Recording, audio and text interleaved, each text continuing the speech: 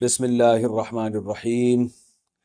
قربانی کے مسائل سے متعلق آج ارادہ ہوا کہ ان مسائل سے متعلق ایک کلپ ریکارڈ یعنی ایک کلپ ریکارڈ کروا دیا جائے اور لوگوں کو قربانی کے بیسک مسائل بتائے جائیں۔ لوگ بہت زیادہ جو سوالات پوچھتے ہیں تو اس پہ میں نے کچھ اشارے لکھ لیے اپنے سامنے، تاکہ جو سوال بہت زیادہ پوچھے جاتے ہیں میں ان کے بارے میں ریکارڈ کروا دوں۔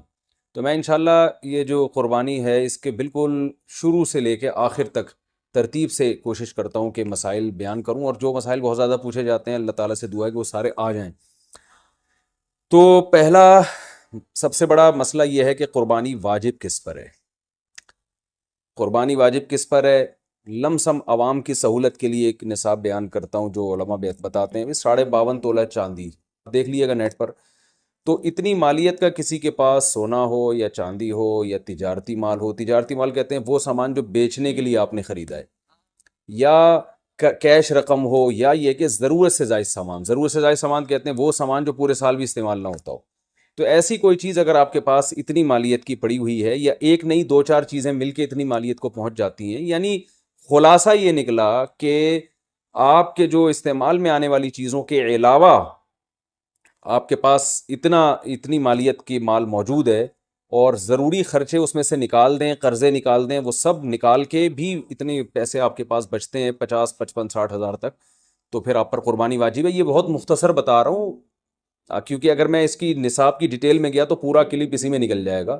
تو لم سم ایک بتا رہا ہوں آپ کو کہ اتنا اماؤنٹ کسی کے پاس ہو تو اس پر قربانی واجب ہے۔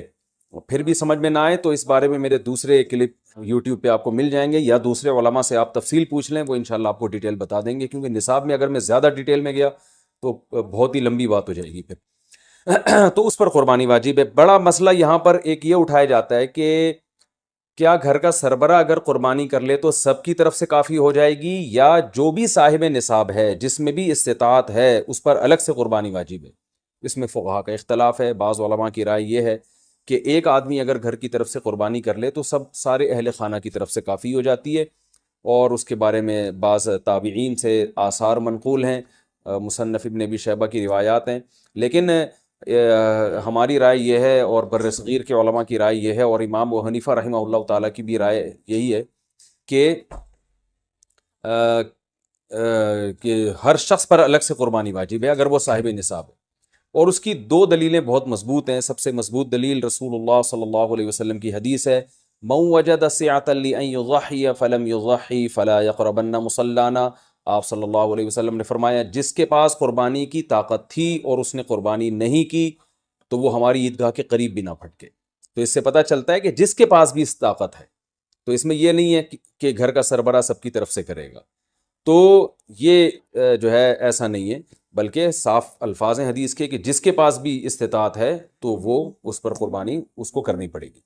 اور دوسری دلیل یہ ہے کہ عبادات میں کہیں بھی ایسا نہیں ہوتا کہ ایک کی عبادت دوسرے کی طرف سے کافی ہو جائے، تو اس پر قیاس کا تقاضا بھی یہی ہے کہ جب اسلام میں کوئی بھی ایک عبادت دوسرے کی طرف سے کافی نہیں ہوتی تو یہ کیسے ممکن ہے کہ قربانی جو مستقل ایک سنت ابراہیمی ہے وہ ایک کرے اور دوسری کی طرف سے بھی وہ خود بخود ادا ہو جائے؟ تو یہ اس کا بھی تقاضا ہے۔ بعض حضرات یہ دلیل دیتے ہیں کہ حضرت ابو بکر اور عمر رضی اللہ عنہما قربانی نہیں کرتے تھے۔ اچھا سوری، یہ دوسرے مسئلے کی دلیل ہے۔ تو پہلا تو یہ ہو گیا کہ قربانی ہر صاحب استطاعت پر لازم ہے۔ بیگم کے پاس اگر زیور ہے اور اتنی مالیت کا ہے تو اس پر بھی قربانی واجب ہے۔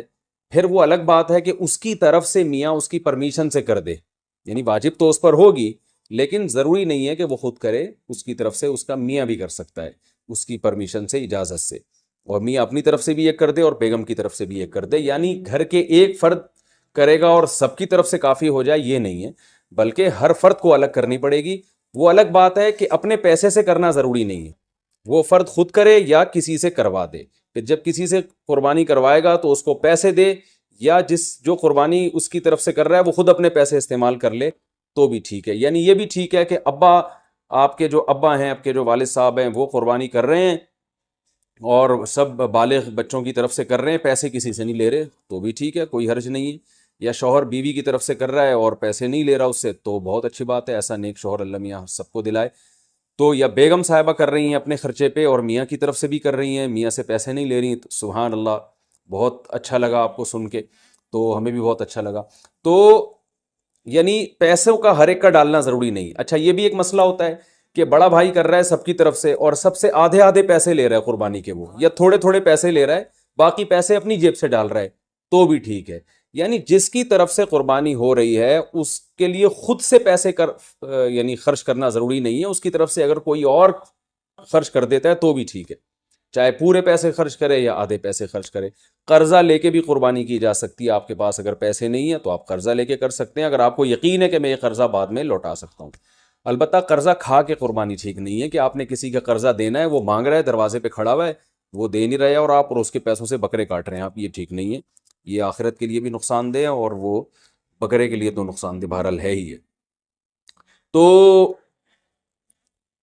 ایک مسئلہ تو یہ ہو گیا. دوسرا مسئلہ یہ ہے کہ قربانی کیا واجب ہے یا سنت ہے؟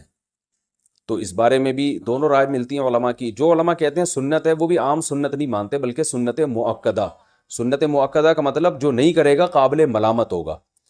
اور امام ابو حنیفہ رحمہ اللہ تعالیٰ کی رائے کے مطابق یہ واجب ہے، اور اس کی دلیل وہی ہے کہ پہلی بات تو یہ کہ عبادت ہے، اور عبادت میں احتیاط کے پہلو کو ترجیح دی جاتی ہے، کیونکہ احتیاط اسی میں ہے کہ اس کو اگر واجب قرار نہیں دیتے تو بہت سے لوگ قربانی کا فریضہ چھوڑ سکتے ہیں اور اس بات کا خطرہ موجود ہے کہ قیامت میں ان کو گناہ نہ ملے. تو اس لیے احتیاط کے پہلو کو ترجیح جائے گی. اور مضبوط دلیل امام حنیفہ کی قرآن نبی صلی اللہ علیہ وسلم کی وہی حدیث ہے، من وجد سعة لأن يضحي فلم يضحي فلا يقربن مصلانا.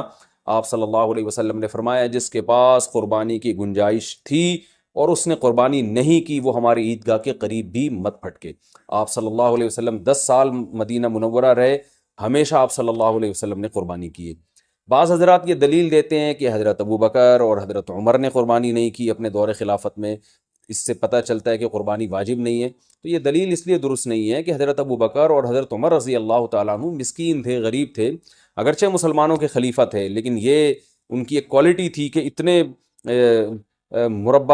لاکھوں مربع میل کے مالک ہونے کے باوجود وہ پیون زدہ کپڑے پہنتے تھے. تو صاحب استطاعت پہ قربانی واجب ہے. یہ دونوں حضرات بڑے تھے مگر قربانی نہیں کی انہوں نے، جیسے کہ روایت میں آتا ہے اس کی وجہ استطاعت نہ ہونا. تو استطاعت اگر نہیں ہے تو پھر قربانی لازم نہیں ہے.